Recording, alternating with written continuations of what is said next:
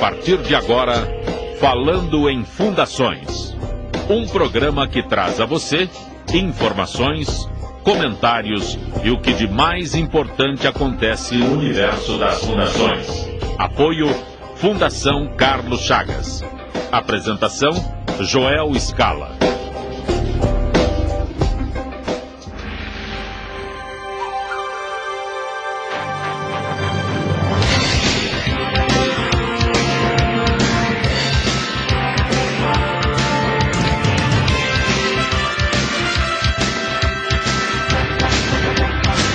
Olá, boa tarde a você, ouvinte da Trianon. Começa agora Falando em Fundações, o Observatório do Terceiro Setor. Um programa que traz a você as principais novidades do universo das fundações e organizações do terceiro setor. Participa do programa de hoje o Vinícius Fava Ribeiro, da Associação para a Promoção de Terapias Assistidas por Cães, é o TAC.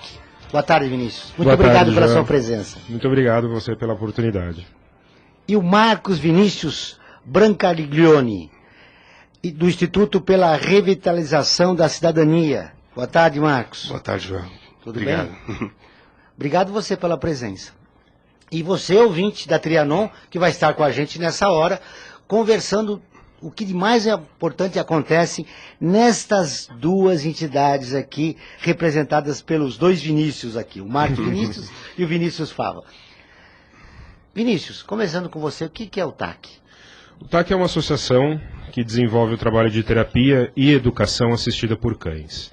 Então nós utilizamos os cães como mediadores dos processos terapêuticos, seja na reabilitação física, psicológica, até social, e também na parte de educação, utilizando o cachorro como um mediador para o aprendizado de crianças, adolescentes e até idosos. É um programa que dura muito tempo?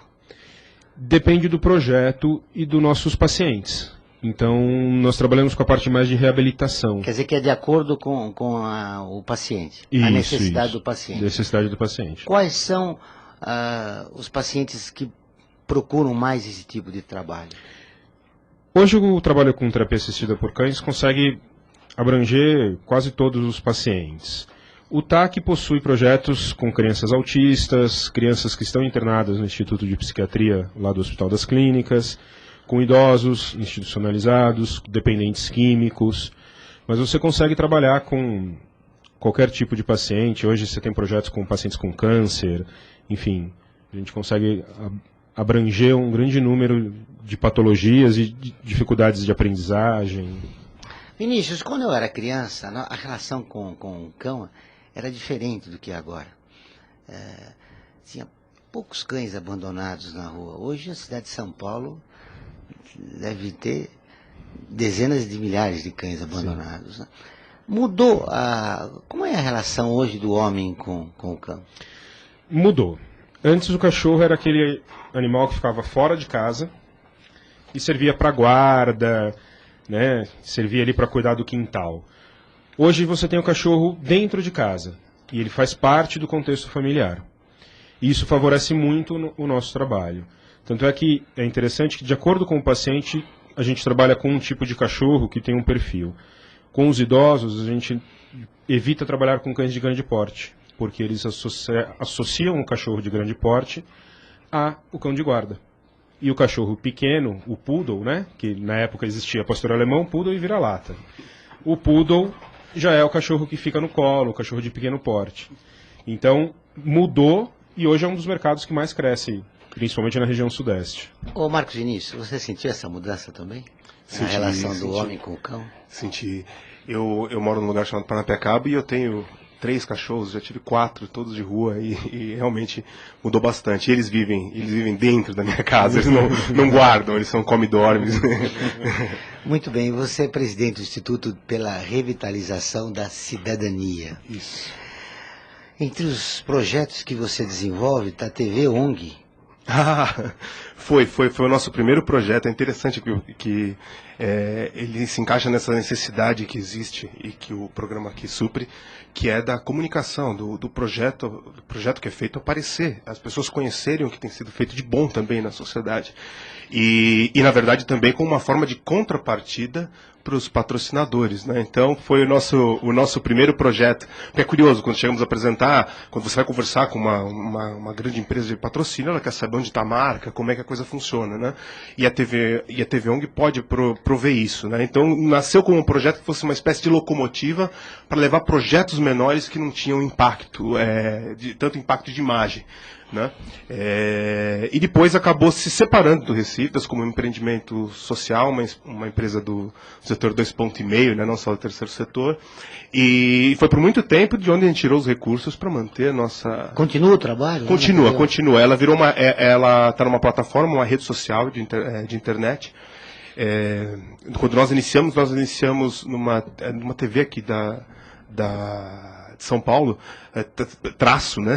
A gente fez um programa só, Traço, não foi pra frente, até porque a gente não era especializado na área, o que é importantíssimo, tem que ser feito por pessoas especializadas, não basta identificar a necessidade, mas o TV ONG tem esse aspecto. Hoje ele hospeda os vídeos, as pessoas alimentam, uma espécie de TV de internet cidadão, uma espécie de YouTube do terceiro onde setor. as ONGs colocam ali seus projetos, suas iniciativas. Legal. Eu estou vendo aqui também Robin Height, a licença alternativa. Isso. Essa é uma outra questão. Nós estamos, inclusive, em parceria, publicando esse artigo, um artigo sobre o Robin Wright, num livro da Universidade do Rio de Janeiro, né, que chama Cop Fight, vai ser lançado aqui em São Paulo também. Convido a todos a participar. O site está aberto, o livro é inclusive passível de ser baixado. E essa questão também da propriedade intelectual e do direito autoral é uma questão que ultrapassa também o terceiro setor, tem vários interesses, né, envolvidos nesse sentido, todos legítimos, e o Robin Wright é uma forma que a gente encontrou de tanto não prejudicar o autor e ao mesmo tempo permitir o acesso às pessoas que não têm condição de pagar pelo conhecimento. Essa é a chave do Robin Wright, essa licença alternativa. É importante isso, né, Luiz? Muito importante, muito interessante a ideia. Os cães estão sendo usados também na terapia daquelas crianças que foram alvos ou vítimas, né, do massacre, conseguiram sobreviver naquela escola em Newton, em Connecticut, não é isso? Como é que é desenvolvido esse tratamento quando uma criança sofre um trauma e o cão é utilizado para ajudar a criança a voltar numa fase normal, digamos assim, né? Na verdade, o cachorro ele possibilita um vínculo emocional muito mais fácil. A criança que sofre algum trauma, algum tipo de violência, ela pode ter um certo, vamos dizer assim, um pé atrás com outro ser humano. Porque ela cria todas as expectativas e tem todas as frustrações das experiências que ela teve com aquelas pessoas. O cachorro não traz isso. O cachorro ele é limpo, né? A gente brinca que o cachorro não tem máscaras. Ele gosta de você, ele gosta de você. Se ele não gosta, ele também vai demonstrar que ele não está muito afim. Então isso facilita muito o estabelecimento de um vínculo afetivo. E para a criança, dentro do mundo imaginário dela, que ela cria, ela consegue ter o cachorro como um parceiro, um amigo, e aí ela consegue até contar as histórias, se abrir pro animal. E aí você consegue, um terapeuta, treinar... Através do animal você consegue dialogar com a criança e tirar o trauma do episódio. Você acaba transferindo aquela segurança que o animal passa para a criança, aquela confiança para o terapeuta, e ele consegue trabalhar isso.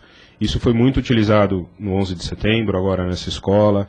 Existem programas nos Estados Unidos, em alguns países da Europa e até aqui no Chile, de depoimentos em juízo, onde crianças que participaram, né, estiveram vendo algum crime ou sofreram algum tipo de abuso, elas depõem em juízo e para minimizar o risco desse depoimento, ela depõe numa sala separada junto de um cachorro. Então, na verdade, ela faz um depoimento pro cachorro. E isso é filmado, isso é gravado e isso serve como prova, por exemplo, de um... Quer dizer, ela confia no cachorro. Isso. É essa confiança que ela só pode depositar no animal. No animal. Eu estava lembrando um episódio, quando meu filho era pequeno, eu dei um cachorro para ele, um bulldog inglês. Fui lá, comprei um bulldog inglês e dei para o meu filho. Era dele o cachorro, mas pro cachorro eu era o dono. E ele me seguia, ia comigo e tal, até a cachorra, né, a fêmea. E eu achei interessante essa reação verdadeira do animal, né? Ele gosta de você.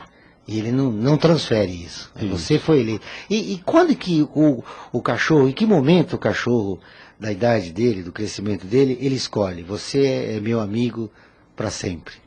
Tem um período de... Na verdade, assim, a gente trabalha com os como cães... funciona isso, né? A gente trabalha com os cães terapeutas, então eles são treinados e são incentivados e socializados a criar vínculos afetivos com várias pessoas. Lógico que ele sabe quem é o dono dele e que ele vai, vamos dizer assim, obedecer e ter mais afinidade com aquela pessoa. Mas eles são socializados e são incentivados a ter contato e demonstrar afeto para outras pessoas também. Isso se desenvolve ao longo da convivência e não necessariamente da idade.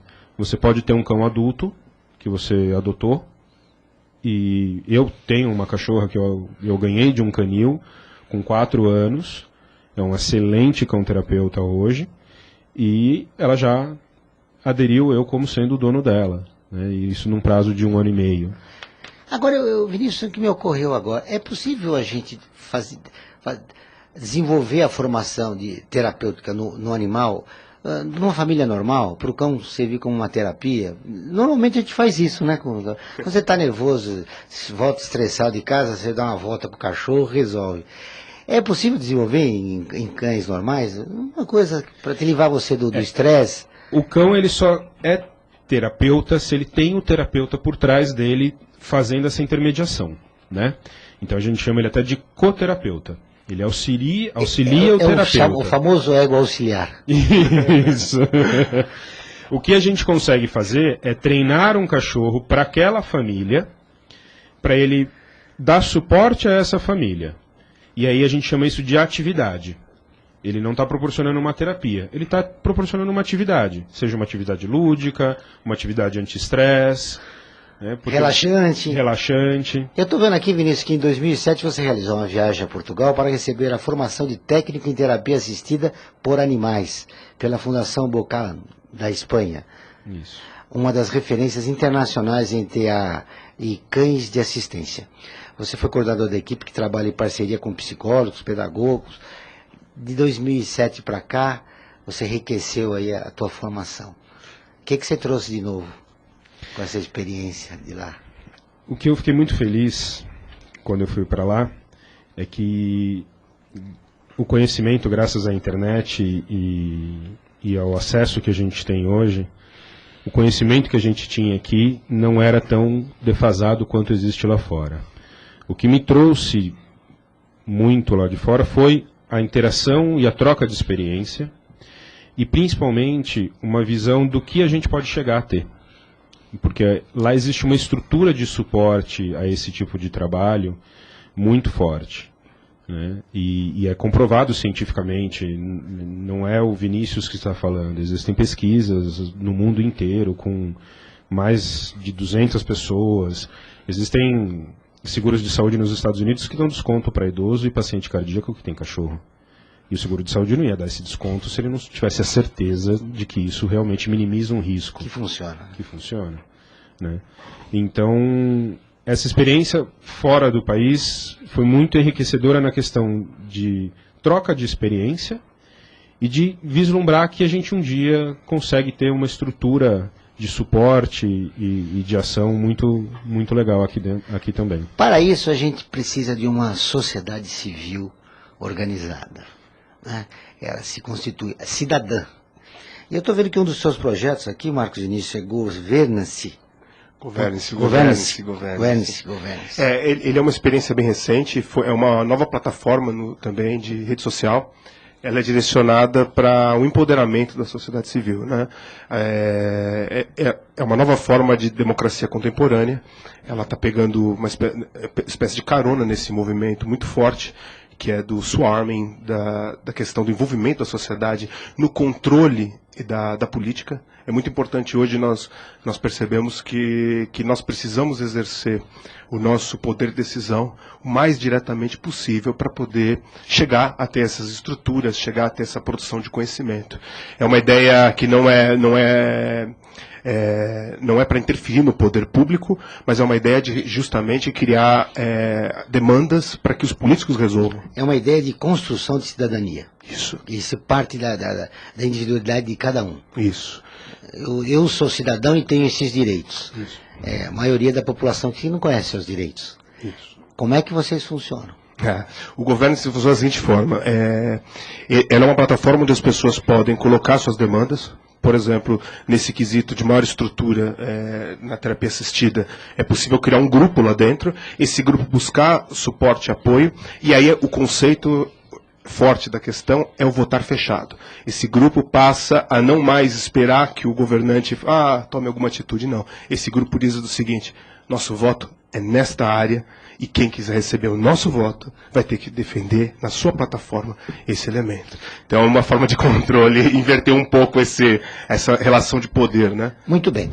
Você, ouvinte, já pode participar com perguntas aos nossos dois convidados. O nosso telefone é 3289-3580 ou 3253-4845. Para participar é só ligar 3289-3580 ou 3253-4845. Quer dizer que nós vamos inverter essa coisa. Nós não vamos escolher um nome e sim um projeto. Um projeto que expresse aquilo que aquele grupo quer. Isso quer dizer? É isso que eu espero, né? Existe uma coisa interessante em relação ao trabalho da sociedade civil, e isso foi me ensinado por uma doadora, né? Quando a gente tentou fazer o nosso primeiro projeto na localidade onde eu moro, ela viu o desespero da gente para tentar conseguir firmar esse projeto, e ela disse assim: não, quem vai fazer o projeto são as pessoas. Você dispõe a ferramenta, você coloca à disposição. As pessoas que vão se apoderar disso ou não. Isso que é interessante da sociedade civil, essa liberdade que ela possui para tomar o projeto. O governo vai funcionar se as pessoas utilizarem a ferramenta. Aí o grupo escolhe quem vai representar os seus anseios no parlamento. Isso. É isso? Isso. E passa a ter um controle direto. Né? A ideia é que, uma vez eleito, não desapareça o vínculo. Porque como ficou referenciado a base eleitoral do indivíduo, que está eleito, não é o nosso representante, agora um representante de fato e não um mandante, esse grupo passa a exercer a influência direta, até certo ponto de obrigar, que são alguns conceitos que existem na Europa, como a democracia direta, nesse sentido, de pedir que o representante consulte a base para tomar uma decisão. Por exemplo, um aumento de salários, ele não vai poder votar contra o grupo. Ele consulta o grupo que decidiu. Muito bem. Vamos ter a nossa primeira participação do ouvinte. Boa tarde, quem é? Boa tarde, Eunice. Desculpe, eu não ouvi. Alô? Quem é? Eunice. Eunice, boa tarde, Eunice. Da onde você é, Eunice? Jaçanã. Muito bem. E qual é a sua pergunta para os nossos dois convidados? Então, a minha pergunta é a seguinte: eu tenho minhas cachorras, 3, mas eu tenho uma que é muito ligada a mim. E eu fiquei deficiente visual devido a glaucoma, e gostaria de saber se esse cão podia ser treinado para me ajudar.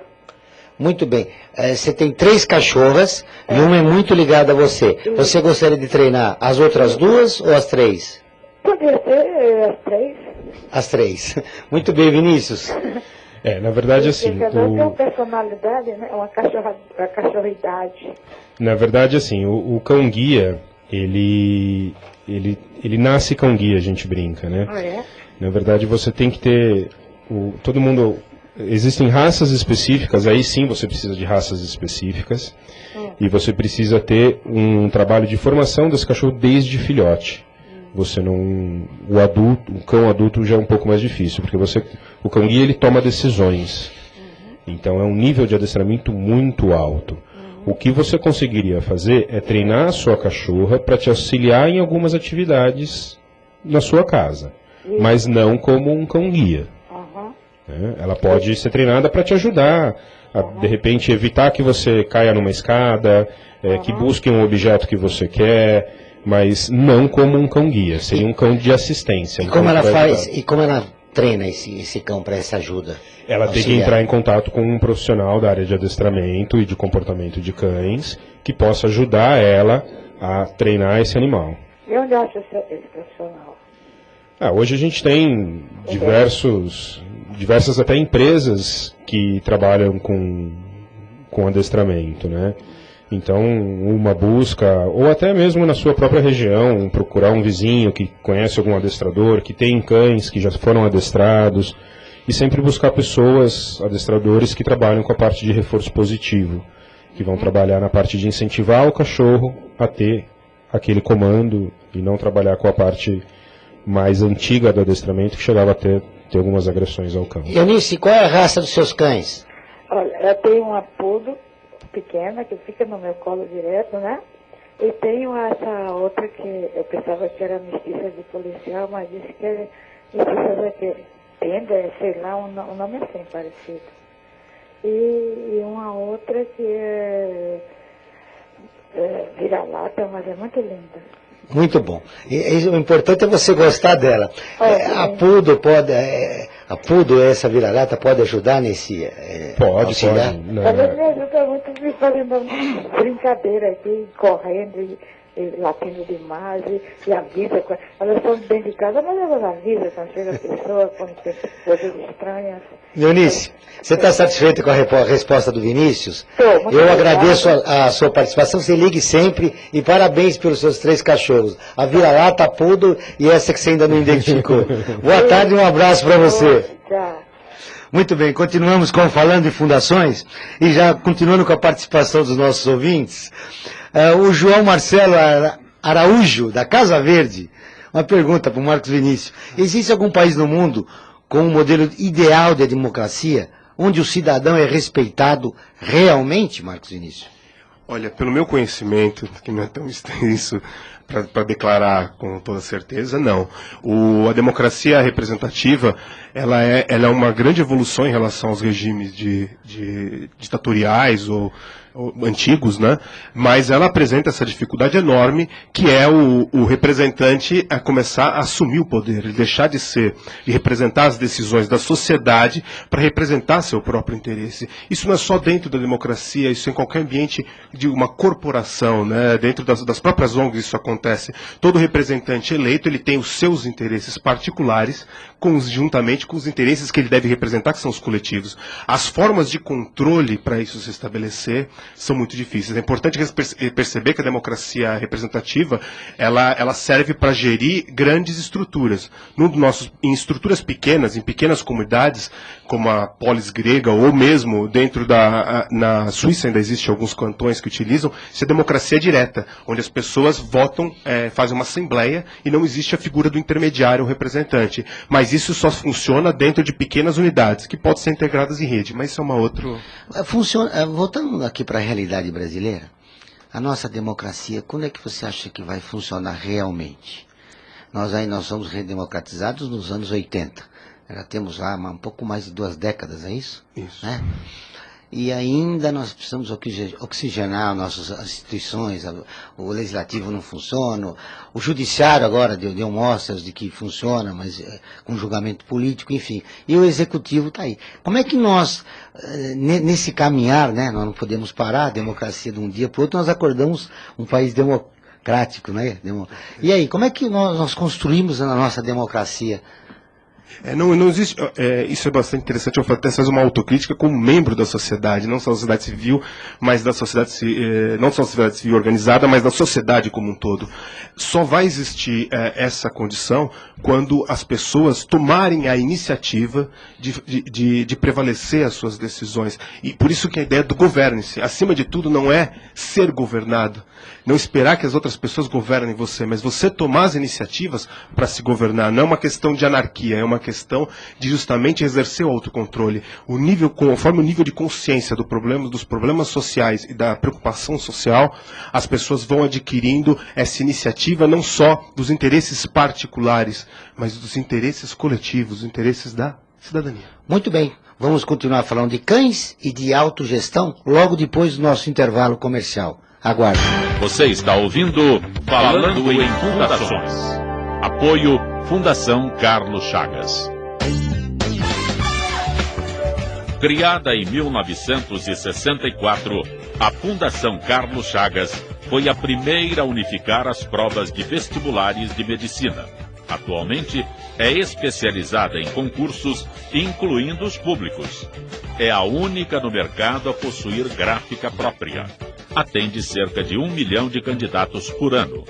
Conheça o trabalho da Fundação Carlos Chagas acessando o site www.fcc.org.br.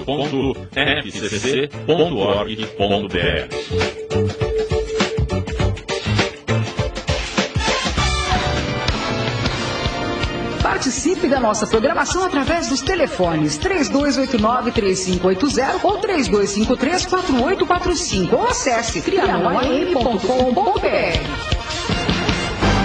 Você está ouvindo Falando em Fundações. Apoio Fundação Carlos Chagas.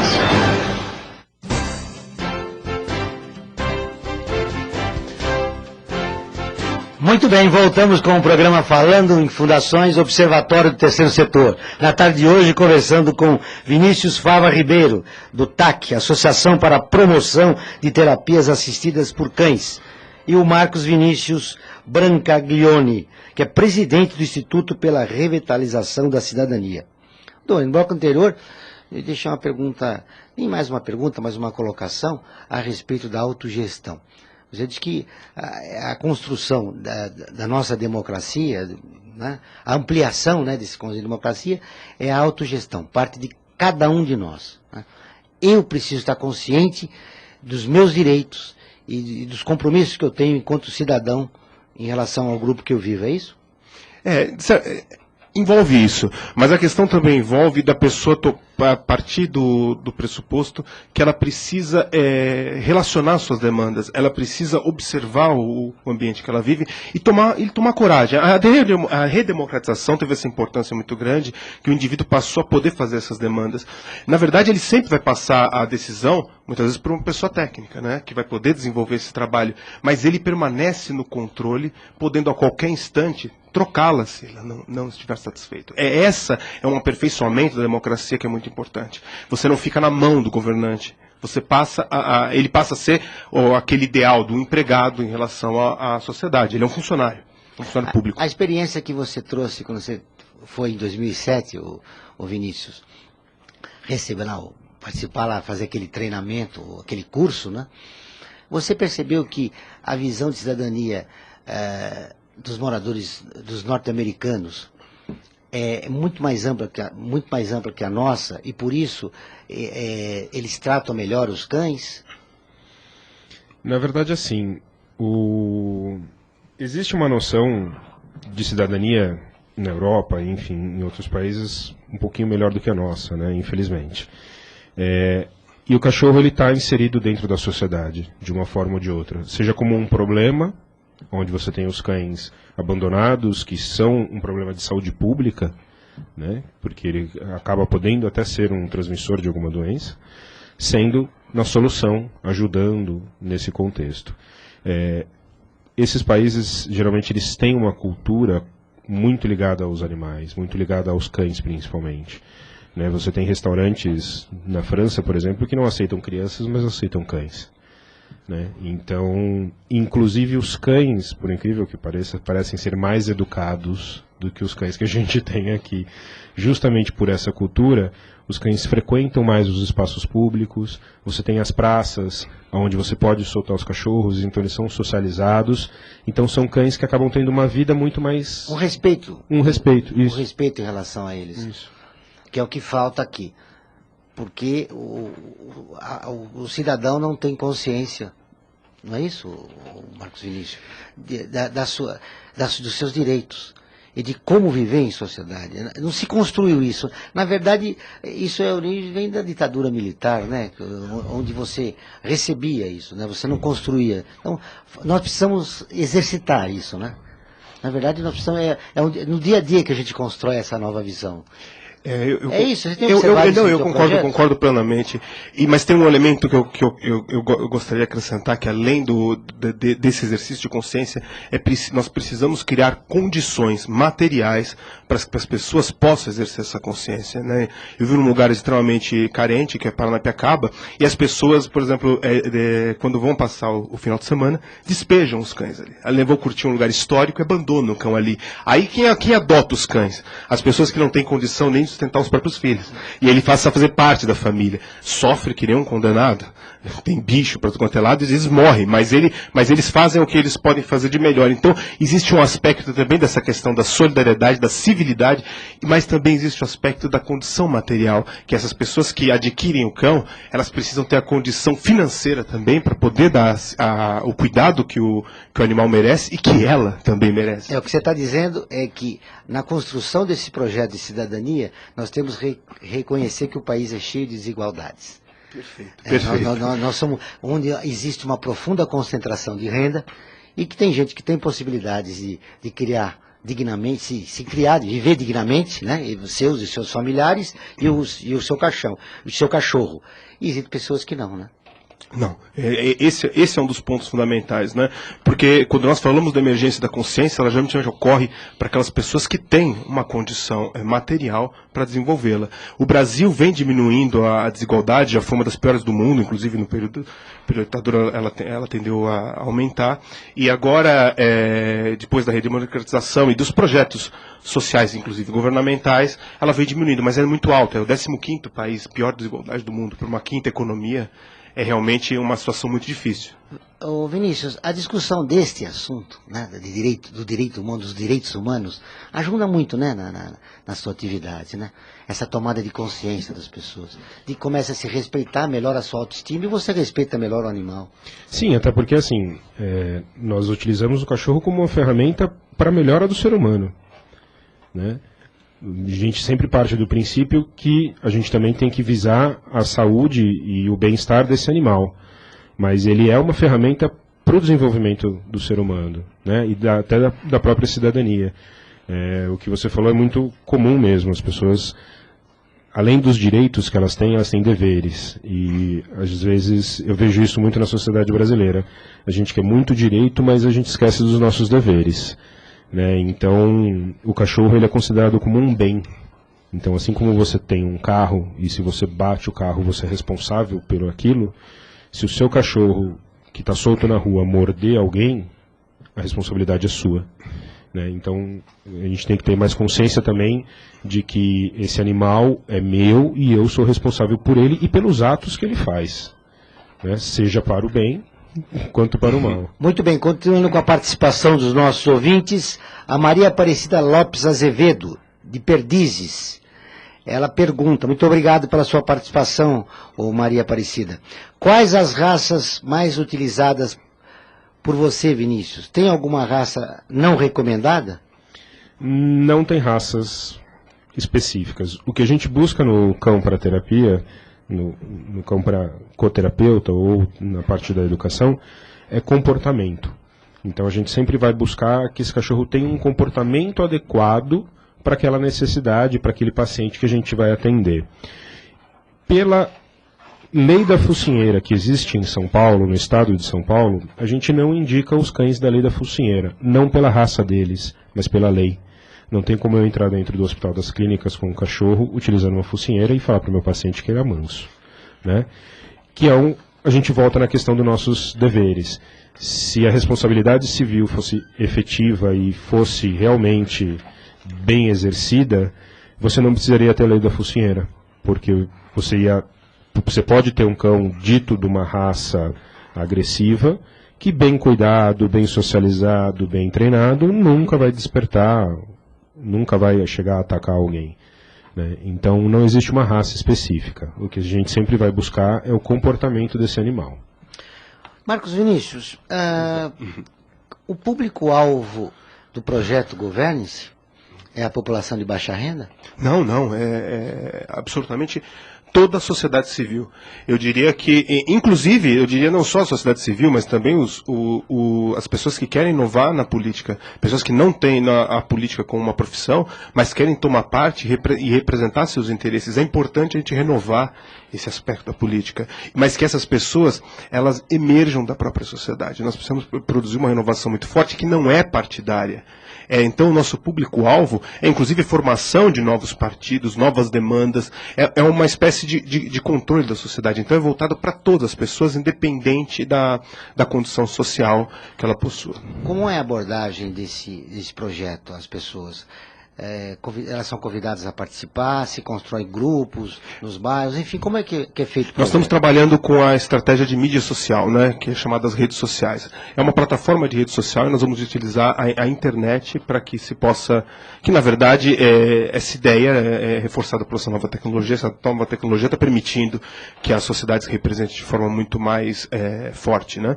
Então ele vai ser tá hospedado com uma rede social e ela está disponível, aberta para todos, sem nenhum custo, as pessoas se reúnem e aí vai utilizando o mecanismo de multiplicação viral, né, para que as pessoas possam utilizar o governo. Você disse que é para toda a sociedade.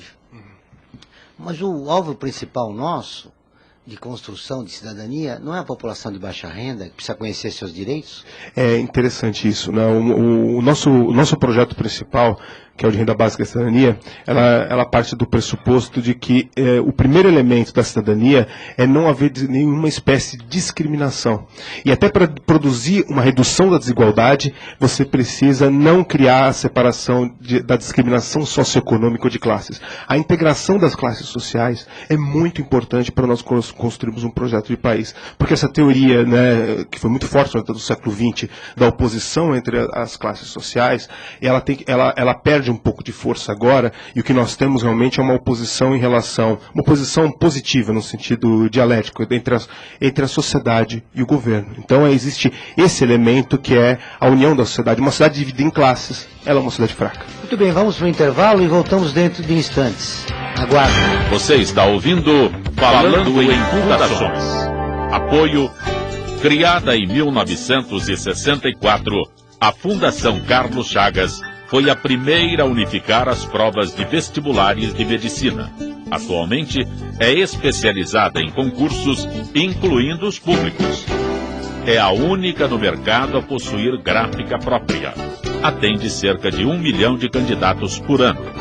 Conheça o trabalho da Fundação Carlos Chagas acessando o site www.fcc.org.br. Você está ouvindo Falando em Fundações. Apoio Fundação Carlos Chagas.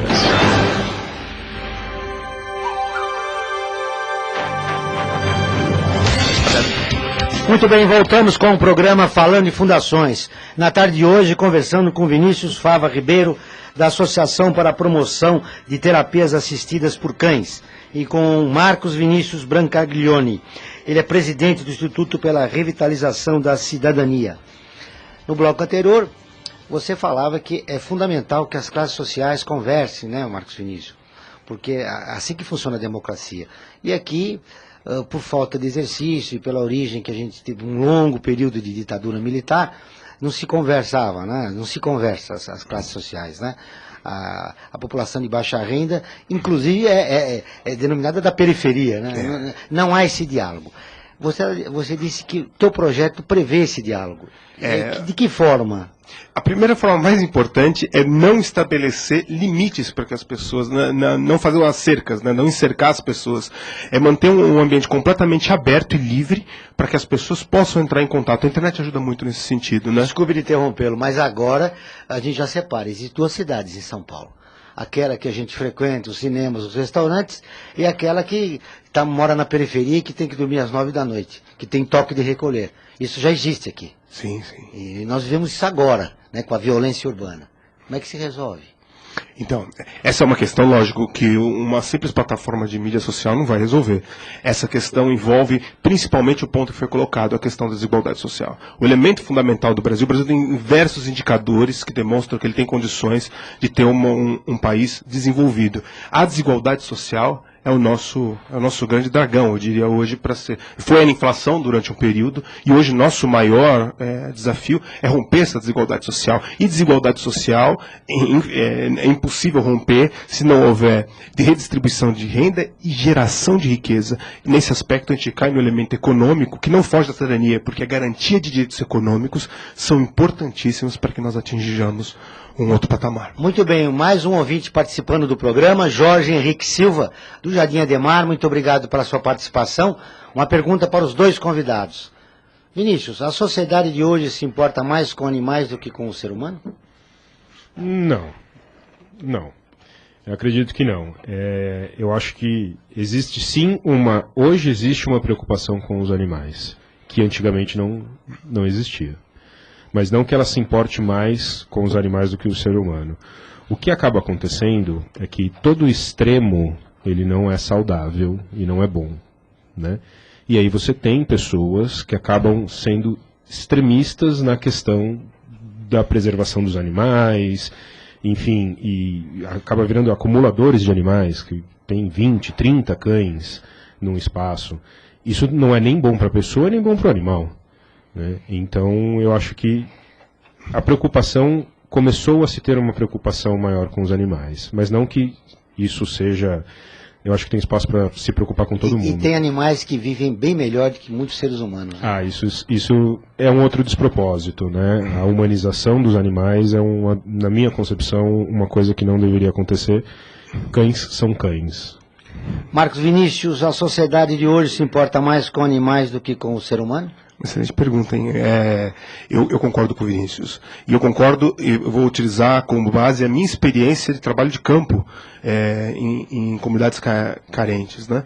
Na verdade, o que a gente observa é que geralmente a pessoa que tem uma afinidade muito grande, uma solidariedade muito grande, ela não se limita só ao ser humano, ela se estende ao todo o entorno dela, não só aos animais, mas ao meio ambiente. De uma forma geral, ela tem um outro tipo de compreensão. Então, eu acredito que, pelo contrário, quando a pessoa, esse aspecto o animal ajuda a pessoa a se humanizar também. Isso é muito importante. Inclusive, o indivíduo que pratica crueldades com animais, ele tem uma tendência muito mais rápida de cair, de transferir essa mesma crueldade para a sua família, para a sua sociedade. Essa relação de amor do ser humano não é só entre seres humanos, ela é incondicional em relação a todos os seres. É muito importante perceber isso, mas existe um elemento que foi colocado, essa questão da valorização econômica do animal. Isso é econômica e humanização. Você, por exemplo, um animal que tem uma coleira de R$3.000, R$4.000, sem fazer julgamento de valor, a pessoa tem o direito de utilizar isso, mas é realmente um problema sério em relação à sociedade que vivemos. Isso que eu ia te perguntar. Tem pessoas que conseguem pegar seu cão, levar no veterinário, gastar R$3.000 com a coleira dele, cuidar excessivamente dele, ele vai nos dogs, comprar a melhor comida, enfim, e não consegue ver o seu ser humano ali na frente que precisa ter uma vida mais digna. Isso pega, né, Vinícius? Mas aí é aquela questão da visão do próprio umbigo, né? O cachorro, ele também satisfaz o ego e a vontade da pessoa. Então, ela dá aquele presente para o cachorro. Para o cachorro isso não significa nada. Ele tem uma coleira de R$5, de R$5, de R$5.000, para ele é uma coleira, né? O cachorro não está preocupado com isso. Se ele toma banho com shampoo importado, se ele toma banho com sabonete de coco, ele quer ficar mais fedido, porque eles não gostam muito, né, de cheiros muito fortes. Mas é uma questão, é um problema do próprio ser humano, né? Dele querer centralizar as coisas em volta dele e dos animais, e aí o cachorro acaba fazendo parte dele, né? E isso também é um despropósito, não tem sentido. Marcos Vinícius, esse exemplo que eu citei, não é um exemplo de alienação, quando o homem consegue só olhar para um animal e não olhar para outra criatura humana? Eu diria que não se sensibilizar com a sua dor? Eu diria que é uma situação, eu vejo da seguinte forma, é uma situação muito triste para a pessoa. é uma expressão de uma solidão profunda, é uma questão existencial que ela está compensando, utilizando o animal para compensar a perda que nós tivemos dentro da nossa sociedade. Como você disse, a periferia num ponto, toda a nossa sociedade, em certo sentido, as pessoas estão se isolando. Não é que o animal está ganhando uma atenção maior, mas também o ser humano, por causa da pressão, do estresse, está se isolando.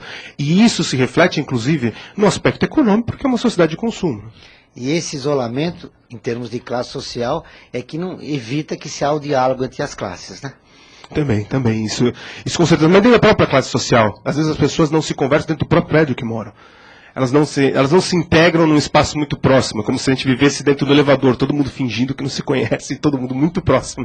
E o cachorro tem esse elemento que é interessante, porque ele faz as conexões. As conexões entre os seres humanos são muito importantes. O modelo de rede, eu acho que é muito interessante, esse novo paradigma. As pessoas se conectarem independente das classes sociais. Você me lembrou um episódio que aconteceu comigo. Quando eu tinha minha cachorra, né, já morreu há alguns anos, essa bulldog que eu falei para você, Vinícius. E no elevador ela chama atenção, porque a bulldog é aquele cachorro do Mr. Magoo, né? Aquela carona assim, né? Bonito. E eu entrava no elevador, a pessoa não me cumprimentava, mas cumprimentava o cachorro. O cachorro tem um fator de socialização muito forte, né? Existem estudos que mostram que idosos que possuem cães frequentam menos o médico do que idosos que não possuem. Por quê? Porque ele tem uma rede social. O cachorro acaba criando uma rede social. Se você passear com o seu cachorro na rua, dificilmente alguém não vai te abordar. Mesmo que aborde o cachorro, não aborde você. Mas a pessoa abre o espaço para uma conversa através do seu cachorro. Se você está passeando sozinho na rua, a gente se tromba, bate um no outro e nem desculpa pede. Né? Então o cachorro é um fator de socialização muito forte. Muito legal isso. Mais perguntas dos nossos ouvintes? O Emerson do Tremembé, ele gostaria de saber se há dificuldade na conscientização do povo sobre cidadania. E na opinião dele, a maioria da população não tem noção dos seus direitos e deveres. Você já falou isso aqui, né, dos seus direitos. Mas, Marcos Vinícius, as dificuldades do teu projeto, Governe-se, há dificuldade no processo de conscientização? As pessoas aceitam naturalmente participar do teu projeto? Como é esse voluntariado? Como tem sido a tua experiência? Olha, um elemento importante quando a gente fala em conscientização é que, como eu disse, o governe-se, né? A pessoa não é conscientizada, ela se conscientiza, é um movimento interno, então é muito difícil porque ele envolve a liberdade, envolve o respeito. Quando a gente falou em direitos e deveres, é interessante essa questão, porque direitos e deveres são a mesma coisa olhado de um ponto de vista. Para todo direito corresponde a um dever. E criou-se durante um certo período essa ideia que direito do cidadão, dever do Estado, como se o cidadão também não tivesse o dever. O que é difícil em relação à conscientização é essa questão que o Vinícius colocou, é que não é tão desfrutar da liberdade, desfrutar do poder de decisão democrático, envolve você assumir responsabilidades políticas no sentido com P maiúsculo, que é o exercício da sua cidadania. E isso, nem sempre as pessoas estão dispostas, porque você precisa levantar do sofá e tomar as rédeas da sua vida individual e coletiva. É muito complicado. Do ponto de vista prático, quais dificuldades são essas? Eles não querem participar? Eles acham que isso é um discurso... Olha, eu tenho sobre esse assunto eu tenho né? Por exemplo, dentro do projeto de transferência de renda que nós praticamos em Quatinga Velho, existe o conselho que é de democracia direta.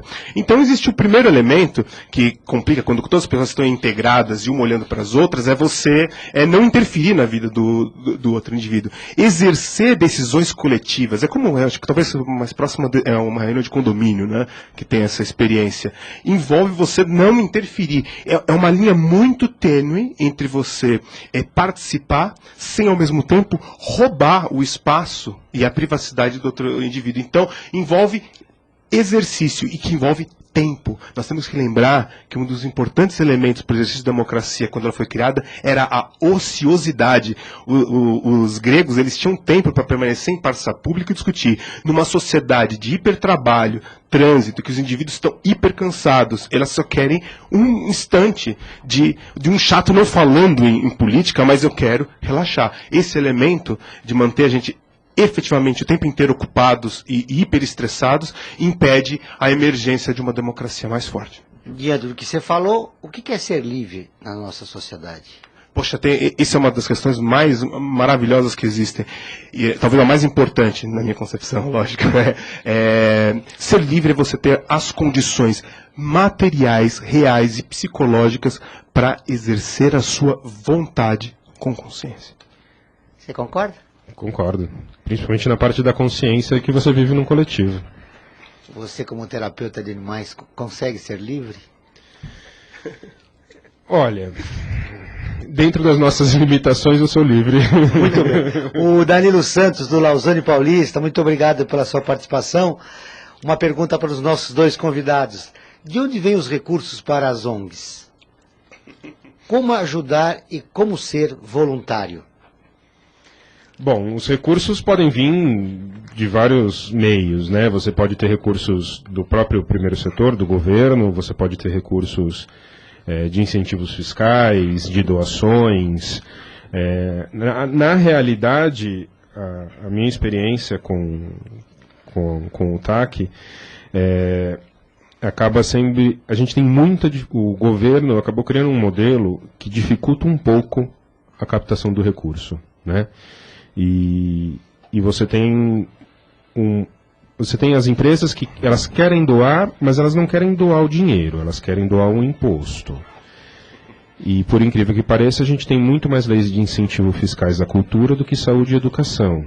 Não que não seja necessária a cultura, mas eu brinco que assim, se a pessoa não tem educação, como é que ela vai absorver a cultura? E se ela não tem saúde, como é que ela vai frequentar um teatro?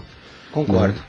Então a gente tem que trabalhar um pouquinho nessas outras esferas e buscar outras alternativas para conseguir a captação de recursos. Nós vamos para o nosso último intervalo e voltamos dentro de instantes. Você está ouvindo Falando em Fundações. Apoio Fundação Carlos Chagas. Criada em 1964, a Fundação Carlos Chagas foi a primeira a unificar as provas de vestibulares de medicina. Atualmente, é especializada em concursos, incluindo os públicos. É a única no mercado a possuir gráfica própria. Atende cerca de 1 milhão de candidatos por ano. Conheça o trabalho da Fundação Carlos Chagas acessando o site www.fcc.org.br.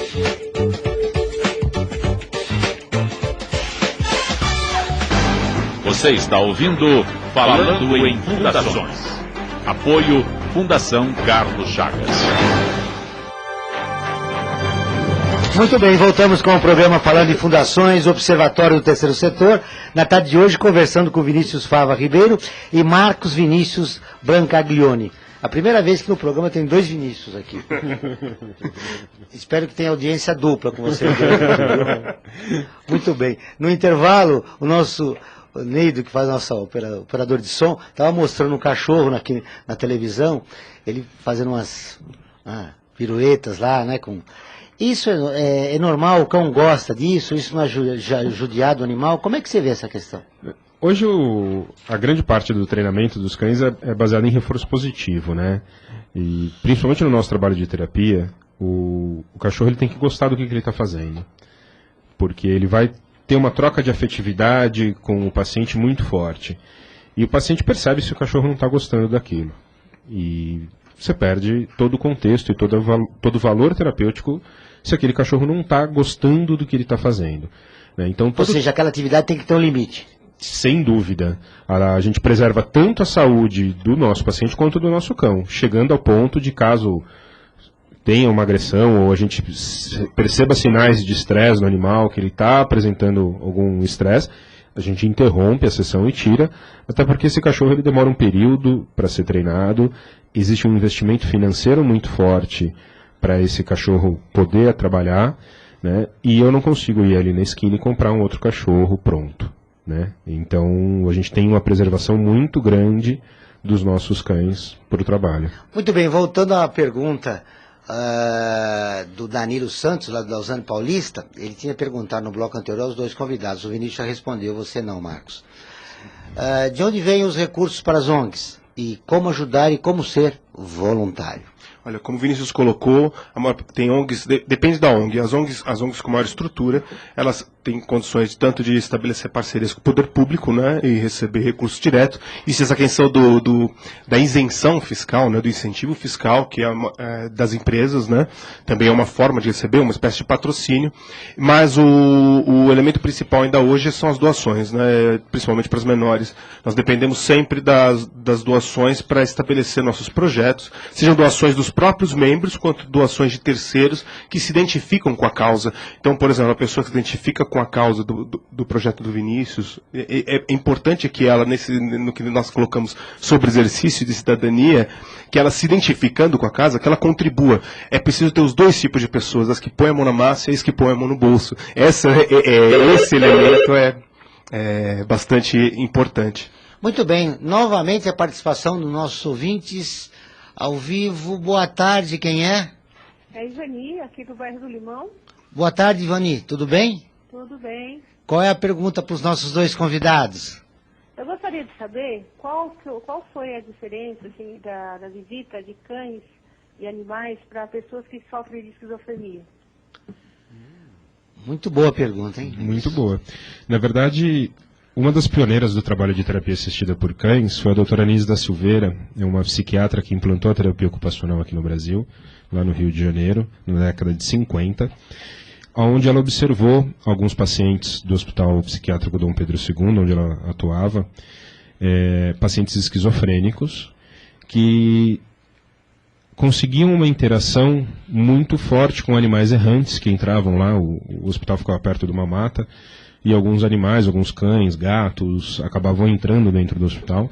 E ela começou observando a postura dos pacientes esquizofrênicos frente a esses animais. E ela conseguiu notar que alguns pacientes conseguiam voltar, vamos dizer assim, para a realidade e ter uma ação efetiva com aquele animal e para aquele animal. E isso ela acabou utilizando como uma forma terapêutica e introduzindo dentro do contexto terapêutico nesse hospital psiquiátrico. Então, a parte de pacientes psiquiátricos e principalmente com pacientes esquizofrênicos é muito interessante. A gente tem resultados muito efetivos e resultados bem significantes utilizando o cão, e não só o cão. Você pode utilizar, às vezes, para um paciente esquizofrênico, o cão pode ser um pouco invasivo demais. Então, um gato, de repente, pode ser um outro animal que vai favorecer, porque ele mantém uma certa distância. No caso dos cães, tem alguma raça que ajuda? Não, a gente sempre vai buscar o comportamento. No caso do paciente esquizofrênico, a gente não vai buscar um cão muito invasivo, né? Um cão mais calmo, que fique mais tranquilo, que não invada muito o espaço do paciente. A questão de raça é muito complicado, porque a raça não necessariamente determina o comportamento do cachorro. Então, de repente, a gente indica uma raça, mas aquele indivíduo que ela pegou não tem as características comportamentais daquela raça. E aí pode ter um problema. O que se imaginava é que, dependia da raça, podia ajudar esse ou aquele caso, né? Mas isso não acontece, né, como você disse. A gente avalia o comportamento. Por exemplo, eu tenho 2 Berneses, que são 2 raças suíças de grande porte, e eu tenho 2 cachorras da mesma raça, com idades aproximadas, e elas têm comportamento totalmente diferente. Uma é extremamente calma, tranquila, a gente brinca que é o tapete. E a outra é uma cachorra extremamente ativa, né? E são da mesma raça. Então, os cães, eles também têm a sua personalidade. E o que a gente tem que fazer é casar a necessidade desse paciente, a personalidade desse paciente com a personalidade desse cão que a gente vai trabalhar. Muito bem. Satisfeito, Ivani? Entendi. Muito bem. Muito obrigado pela sua participação e ligue sempre ao nosso programa. Obrigado. Boa tarde para você. Obrigado. Muito bem, continuando aqui. Ô Marcos, é fácil ser um voluntário cidadão? É difícil. É difícil, como a gente colocou. A primeira questão é do tempo. A segunda questão é que o voluntariado demanda um compromisso um compromisso da pessoa. Isso é uma discussão muito séria no terceiro setor, a respeito da profissionalização do terceiro setor, porque é aquela questão que a gente colocou. Não é o fato dele estar se colocando sem uma remuneração que ele não assumiu um compromisso. Imagine você tem que fazer uma prestação de serviço e aquela pessoa fala, não me interessa. Ter essa mentalidade que você tem um compromisso mesmo que não seja remunerado é muito importante e é muito difícil. Muito bem, nós estamos no final do nosso programa e eu gostaria das considerações finais dos nossos dois convidados. Começando com você, Vinícius. Bom, primeiro eu gostaria de agradecer a oportunidade de a gente estar aqui divulgando o trabalho. A terapia assistida ainda é um pouco nova no Brasil. Então é muito importante a gente ter essas iniciativas de divulgação para que as pessoas conheçam que, de repente, o cachorro ele tem um fator terapêutico, ele tem outras funções, além de estar ali em casa e fazer parte da sua família, né? E sempre buscar essa divulgação, esse reconhecimento, para a gente poder ter cada vez mais pessoas participando, enfim, e até profissionalizando essa área que hoje ainda não é uma área reconhecida pelo Ministério da Saúde, pelo Conselho Federal de Medicina, mas que, felizmente, está caminhando para isso. Nós que agradecemos a sua participação e gostaríamos que voltasse outras vezes aqui para a gente conversar sobre esse assunto. Faltou muita coisa para conversar aqui. Estamos à disposição. Suas considerações finais, Marcos, Vinícius. Antes de tudo, obrigado por estar aqui, obrigado pela sua oportunidade. É muito importante para nós do terceiro setor das organizações podermos apresentar nosso trabalho para a sociedade, até com uma espécie de prestação de contas, porque não é só o governo que também precisa do controle da sociedade, as organizações da sociedade civil também precisam prestar contas, elas também precisam estar em contato direto, porque elas exercem uma atividade de interesse público. Então isso é muito importante e eu agradeço muito a oportunidade. Terminamos mais um programa falando em fundações, Observatório do Terceiro Setor. Agradecemos aos convidados do programa. Vinícius Fava Ribeiro, diretor técnico fisioterapeuta da Associação para a Promoção de Terapias Assistidas por Cães. E Marcos Vinícius Brancalione, presidente do Instituto pela Revitalização da Cidadania. A produção de Joana Ferreira, Diego Scala e Maria Fernanda. Os trabalhos de sonorização do Neido.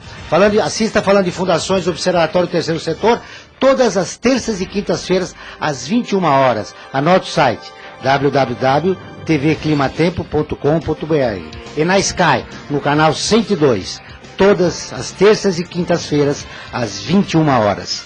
Falando de fundações, fica por aqui. Nós vamos dedicar esse programa aos milhões de seres humanos anônimos, que no decurso da história, como parte integrante das massas, não foram, não são nada. Mas um dia serão tudo, serão homens. Boa tarde.